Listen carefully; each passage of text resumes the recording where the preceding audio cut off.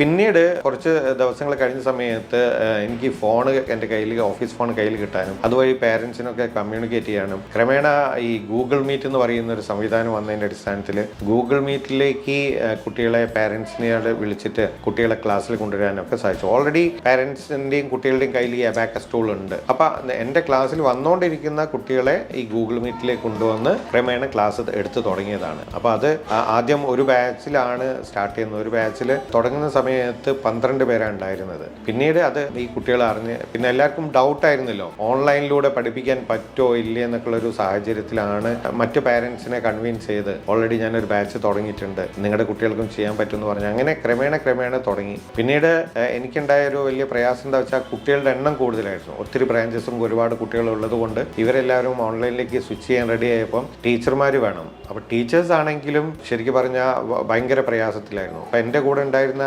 Teachers പലവർക്കും എന്താ പറയുക, laptop ഒന്നും സ്വന്തമായിട്ട് ഉണ്ടായിരുന്നില്ല. അപ്പോൾ അതുകൊണ്ട് തന്നെ എന്താ പ്രയാസം എന്ന് വെച്ചാൽ അവർക്ക് ക്ലാസ് എടുക്കാനുള്ള പ്രയാസം, അതുമാത്രമല്ല വൈഫൈ കണക്ഷൻസ് വേണ്ടി അതുണ്ടായില്ല. അങ്ങനെ ഒരുപാട് പ്രയാസങ്ങളിലൂടെ കടന്നുപോയ ഒരു കാലഘട്ടമായിരുന്നു കൊറോണ. പക്ഷേ അതിനെ എല്ലാവരും പ്രയാസം എന്ന് പറഞ്ഞ് നിന്ന സമയത്ത് ഞാൻ അതിനൊരു ഓപ്പർച്യൂണിറ്റി ആക്കി മാറ്റി.